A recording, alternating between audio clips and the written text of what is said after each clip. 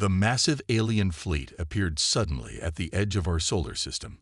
7 enormous ships, each one larger than anything humans had ever built, drifted silently through the darkness. Their hulls gleamed dully in the distant sunlight, covered in strange symbols and patterns that no human had ever seen before. Captain Jack Morris stared at the view screen on the bridge of the UNSC Horizon. His hands gripped the armrests of his command chair as he studied the alien vessels. The fleet had appeared without warning, triggering every defense alarm in Earth's early warning system. "Anything?" he asked his communications officer. Lieutenant Rita Garcia shook her head. "No response to any standard greeting protocol, sir. They're not transmitting anything we can detect." Morris frowned. The ships weren't moving in an aggressive formation, but their sheer size was intimidating. "Keep trying all frequencies, and get me Admiral Bennett." The face of Admiral Bennett appeared on a side screen moments later. The older woman's expression was grim. "Morris, tell me you have something." "Not yet, Admiral. No response to communications, but there's something odd about their positioning. They're not in any kind of attack formation. They look almost adrift." "Adrift?" Bennett raised an eyebrow. "Yes, Mom. And our scans are picking up fluctuating power signatures. Inconsistent. It almost looks like they're having power failures." Bennett considered this. "Could be a trap." "Could be," Morris agreed. "But my gut says otherwise."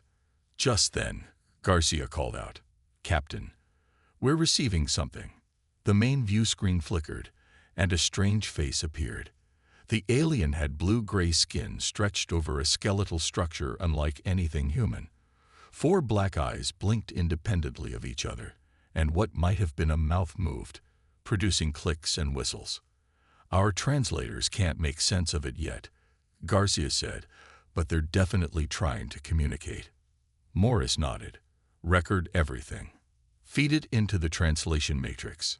For 3 tense hours, the Horizon maintained position near the alien fleet while linguists and AI systems worked on the alien language.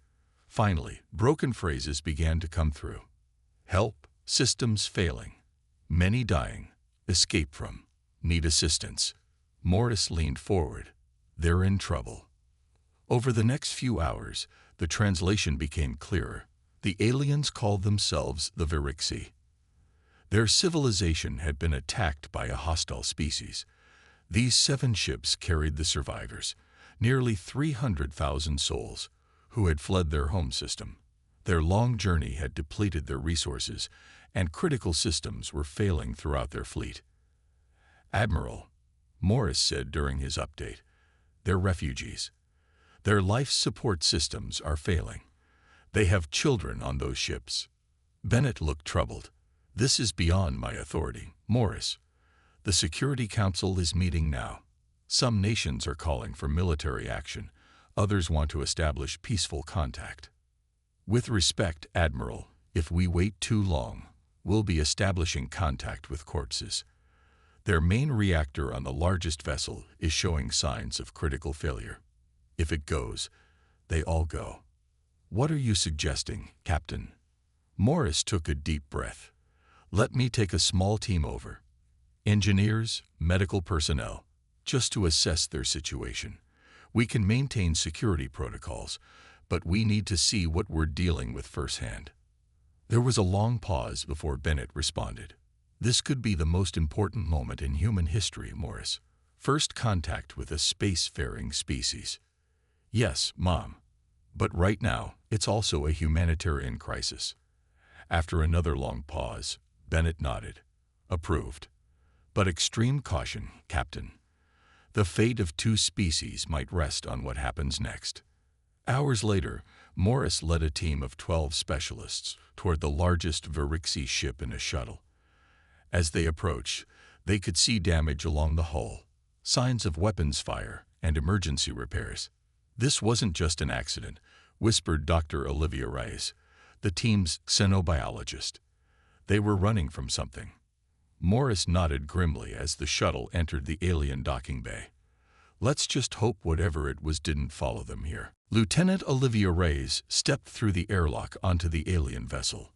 The air inside was thin and had a sweet metallic smell.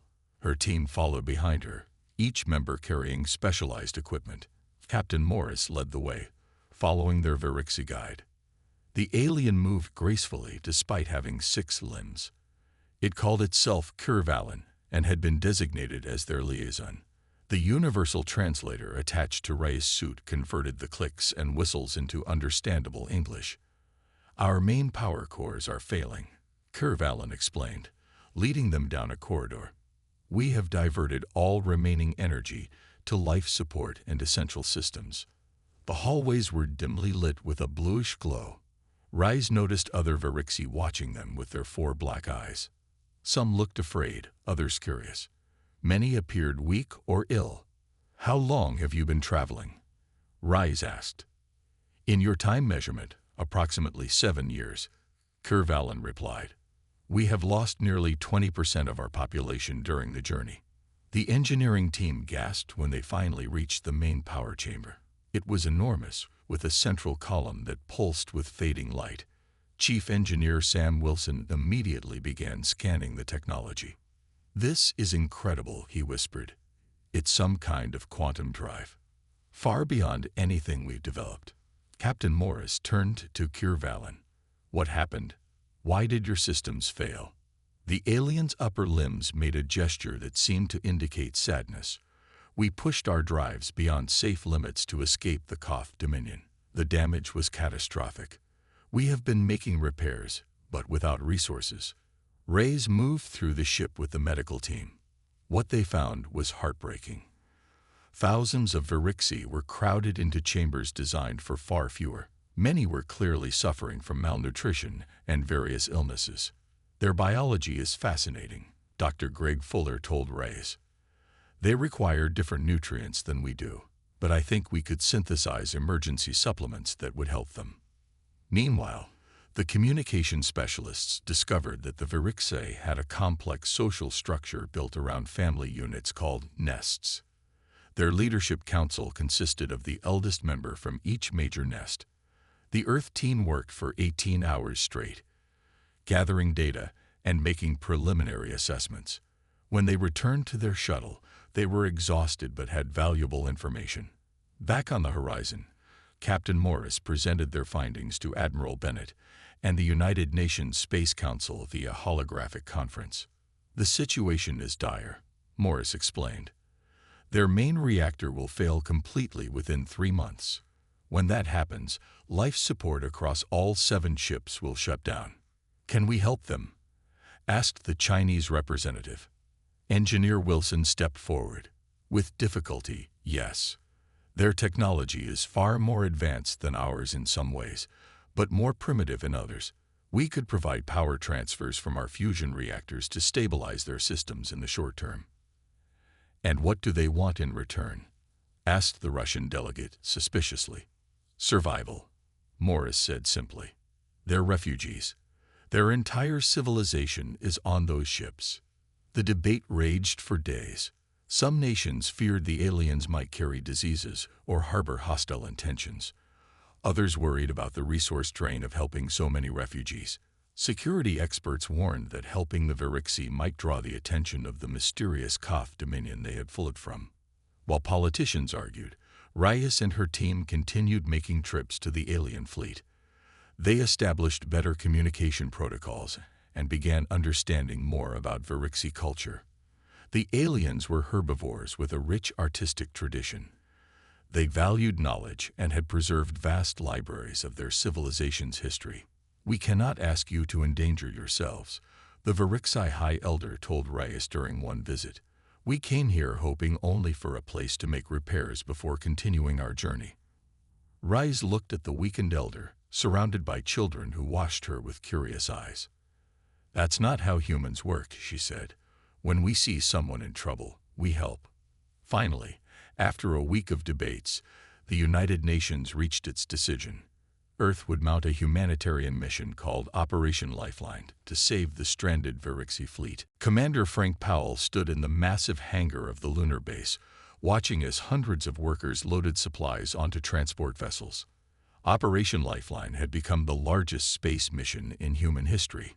"We've got the first power converters ready," a technician informed him. "They should be compatible with the Virixi systems based on Lieutenant Reyes' specifications." Powell nodded. "Get them loaded on the next transport. Priority 1. Around the world, nations that had previously been rivals now worked together. Russian heavy-lift rockets carried American equipment into orbit. Chinese space stations served as staging areas. European laboratories worked around the clock to synthesize nutrients that the Virixi could digest. Dr. Ellie Grant led the medical team. She had spent days analyzing Virixi biology and developing treatments for their various ailments. "Their cellular structure is fascinating," she told Powell during a briefing. "They can actually repair damaged tissue much faster than humans if they have the right nutrients. But they've been starving for years." The first major challenge came when attempting to transfer power to the Virixi mothership. The alien technology used principles that Earth scientists barely understood. "It's like trying to charge a quantum computer with a car battery," Engineer Wilson complained as they made their third attempt to connect the systems. A Virixi engineer named Zalfen worked alongside the humans. Though weakened by years of hardship, the aliens' six-limb dexterity proved invaluable. "The problem," Zalfen explained through the translator, "is that our power matrix operates on a different dimensional frequency. We must synchronize the wave patterns." After 36 hours of continuous work, they finally achieved a stable connection. Cheers erupted throughout both human and Virixi ships as lights brightened and systems began to recover. Meanwhile, Dr. Grant made a breakthrough with Virixi medicine. "Their immune systems can be boosted with a compound similar to our vitamin D," she announced. "We can mass-produce it within days." Not everyone supported the mission. On Earth, some groups protested against helping alien invaders. Security around the operation tightened when intelligence agencies detected a possible threat. Agent Diane Martinez led the security team investigating the extremist group Earth First. They had intercepted messages suggesting a planned attack on the supply line. "They're planning to sabotage the next supply shipment," Martinez informed Powell. "They've somehow gotten access to the loading protocols." Powell immediately ordered a security lockdown. Martinez's team conducted a sweep and discovered explosives hidden in a power converter destined for the Virixi mothership. If this had detonated while connecting to their systems, it would have triggered a cascade failure through their entire fleet, Wilson explained after examining the device. The conspirators were arrested, but the incident raised tensions. Captain Morris called an emergency meeting with the Virixi High Council. "We need to know more about what you're running from," Morris told them. "If Earth is going to risk helping you, we need to understand the full picture." The Virixi High Elder, called Vorteth, hesitated before responding. "We had hoped to spare you this knowledge, but you deserve the truth." Through a series of images and recordings, the Virixi revealed the horror they had fled. The Koth Dominion was a predatory empire that consumed the resources of conquered worlds, leaving nothing behind. They had attacked the Virixi homeworld without warning or provocation. "They do not negotiate," Vorteth explained. "They do not show mercy. They take what they want and destroy what remains." The council chamber fell silent as the implications became clear. By helping the Virixi, humanity might have put itself in the path of a dangerous enemy. "If they followed you here," Powell began, "then we have brought doom to those who showed us kindness," Vorteth finished sadly. "This is why we have been reluctant to accept your generous help." Despite this revelation, the rescue operation continued. Power was successfully transferred to 3 of the 7 Virixi ships. Medical teams distributed supplements that began to improve the health of the weakened refugees. "We've started something we can't walk away from," Powell told Morris as they watched the supply ships depart. "For better or worse, our fates are tied together now." The long-range sensors on Europa Station picked up the signal first. 3 unknown objects moving at incredible speed, following the exact trajectory the Virixi fleet had taken. Lieutenant Kyle Patterson was monitoring the deep space array when the alert came through. "Captain Morris," Patterson called over the secure channel. "We've got company coming." Within hours, Earth's defense fleet mobilized into protective positions around the Virixi ships. The 7 refugee vessels were still vulnerable, with only 4 having received power transfers sufficient to maintain life support. "How long until they arrive?" Morris asked during the emergency briefing. "At current speed, 36 hours, Patterson replied. "They're pushing their drives hard." Admiral Bennett addressed the gathered officers. "We're assuming these are Koth vessels. The Virixi data suggests they typically send advance scouts before their main fleet arrives." Morris studied the tactical display. The Virixi ships were clustered near Mars' orbit, too weak to move quickly. Earth's fleet consisted of 20 military vessels, none of which had ever been tested in actual combat. "We need to buy time," Morris said. "The Virixi need at least another week before they can generate enough power to defend themselves." Patterson had been analyzing the sensor data from the approaching ships. "Sir, I found something interesting.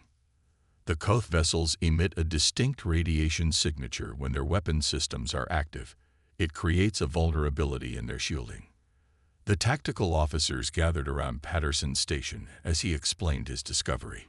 If the Koth followed the same patterns the Virixi had documented, their most powerful weapons created temporary weak points in their own defenses. "It's like they're opening gun ports," Patterson explained. "For a fraction of a second, there's an opening we could target." Before they could develop this strategy further, the communications officer interrupted. "Captain, we're receiving a transmission. It's coming from the Lid Koth vessel." The view screen displayed a harsh, angular face. The Koth commander had gray, armored skin with glowing red eyes. When it spoke, the translator struggled to keep up with the guttural language.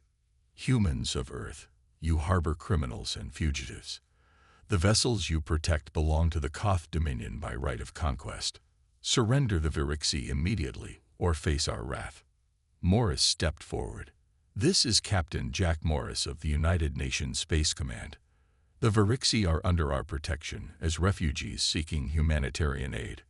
We have no quarrel with your people, but we will not surrender those who have asked for our help." The Koth commander's eyes narrowed. "You do not understand what you face, human. The Virixi are our property. Their technology and resources belong to us." "People aren't property," Morris replied firmly. "And we don't recognize your claim. Then you will share their fate." The transmission cut off abruptly. Earth's governments fell into chaos at the news. Some nations wanted to immediately surrender the Virixi to avoid conflict. Others insisted that humanity must stand firm against apparent tyranny. Morris positioned the Earth fleet in a defensive formation between the approaching Koth ships and the vulnerable Virixi. Meanwhile, Patterson worked with tactical teams to develop countermeasures based on his observations. "If we can time our shots precisely," Patterson explained to Morris, "we might be able to penetrate their shields when they fire their main weapons." The Virixi High Elder Vorteth requested a meeting with Captain Morris as the Koth drew nearer. "You should not sacrifice yourselves for us," the Elder said. "The Koth will destroy your civilization to get what they want." "That's not how we do things," Morris replied. "We don't abandon people who need help." Vorteth's 4 eyes blinked in what Morris had come to recognize as a sign of respect. "Then we will fight alongside you with what strength we have left." As the hours counted down, Earth's fleet received its final orders. They were to attempt negotiation one more time. If that failed, they would defend the Virixi at all costs. The 3 Koth vessels slowed as they approached Mars' orbit. They were enormous, each one nearly twice the size of Earth's largest battleship. "They're sending another transmission," the communications officer announced. The Koth commander's face appeared again. "Your final chance, humans. Surrender the Virixi fleet within 6 hours, or we will demonstrate our power. After that, we will take what is ours and leave nothing of your world intact." The ultimatum was clear. Earth had 6 hours to decide. Surrender the refugees, or face a war they might not be able to win. Engineer Sam Curtis wiped sweat from his forehead as he worked inside the cramped access tunnel of the Virixi mothership. Beside him, the Virixi scientist Zoltek manipulated complex holographic controls with 4 of his 6 limbs. "If we redirect the quantum field through your electromagnetic conduits," Zoltek explained, "we might be able to create a defensive shield that combines both our technologies." Curtis nodded, connecting a series of adapters between the human and alien systems. "The power drain will be enormous, but if it works—" "It must work," Zoltek replied simply, "or we all die." Throughout the Virixi fleet, similar scenes played out as human engineers worked alongside alien counterparts. What had begun as a rescue mission had transformed into a desperate race to prepare for battle. In the command center of the UNSC Horizon, Captain Morris watched as the countdown timer showed less than 4 hours remaining before the Koth ultimatum expired. "Report," he ordered. Lieutenant Patterson pointed to the tactical display. "We've retrofitted 7 of our ships with the Virixi shield technology. It's untested, but the simulations show it should provide some protection against Koth weapons." "And the Virixi ships?" 3 have partial power restored. They can maintain basic defensive systems, but can't move quickly. The other 4 are still too damaged." Morris frowned. Even with their combined forces, they were dramatically outgunned. Meanwhile, Dr. Nicole Wright made an unexpected discovery in the Virixi archives. She had been studying their communication systems when she found references to a technology the aliens called mind harmony. "It's fascinating," she explained to her team. "The Virixi can link their consciousness together in battle, allowing them to coordinate with perfect synchronization." Wright rushed to the command center with her findings. "Captain, I think I've found something that might help us. The Virixi have a neural link technology that allows for perfect coordination. If we could adapt it to work with our ships." Morris looked skeptical. "You want to link human minds together?" "Not exactly," Wright clarified. "We could link our ships' targeting systems through the Virixi network.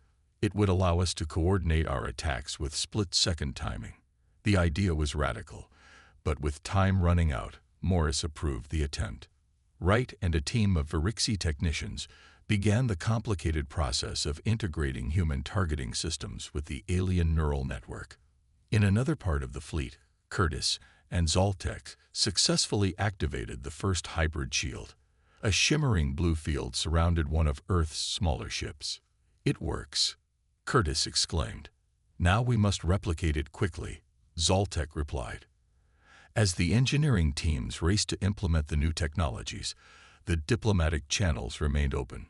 Earth's representatives continued attempting to negotiate with the Koth, but received only threats in response. With just 1 hour remaining, Morris gathered his command staff for a final briefing. "Here's what we know," he began.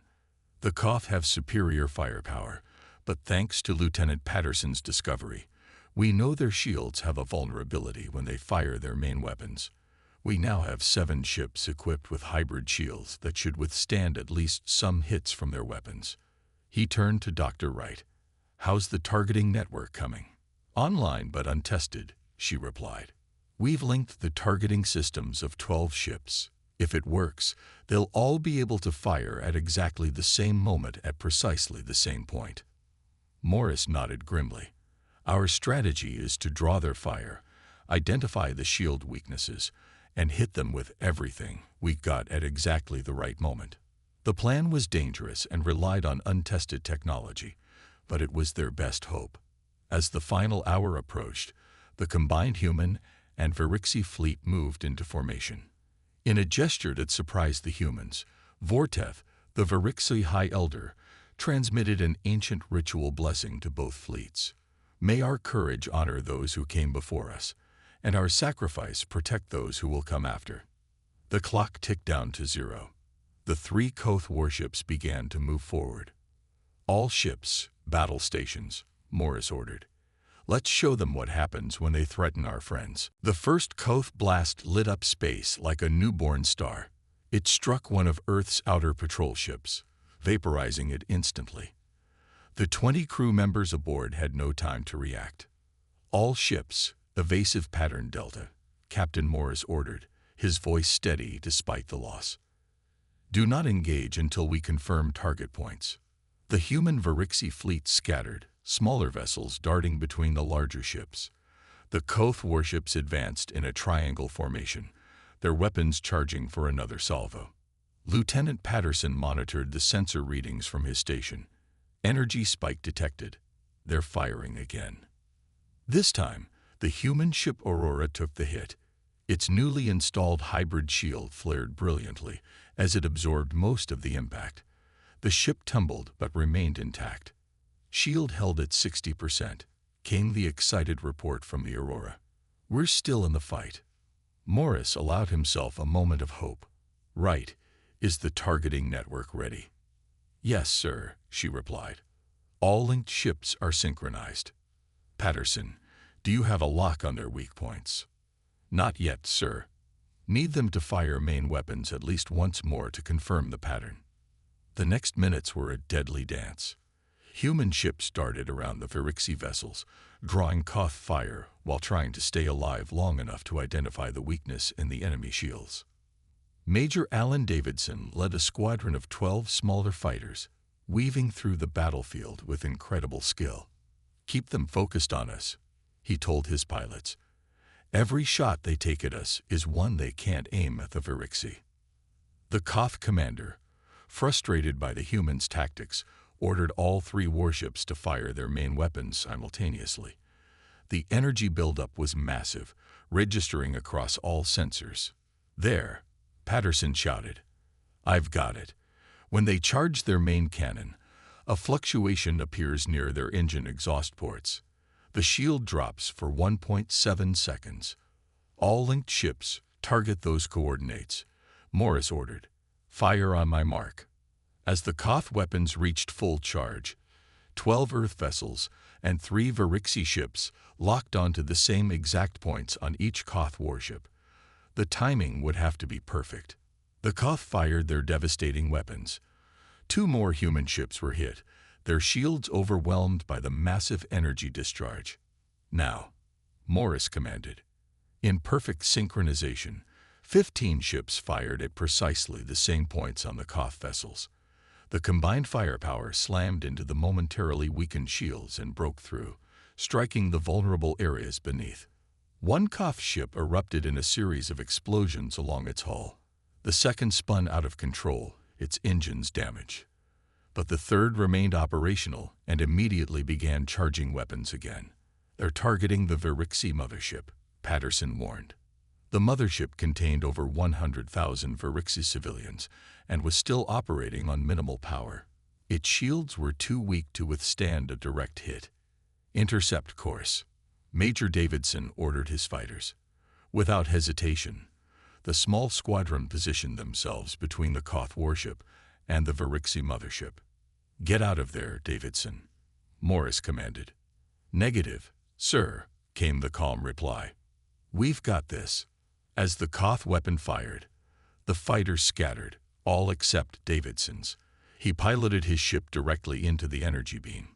The small craft disintegrated instantly, but the explosion disrupted the weapon's focus, weakening its impact.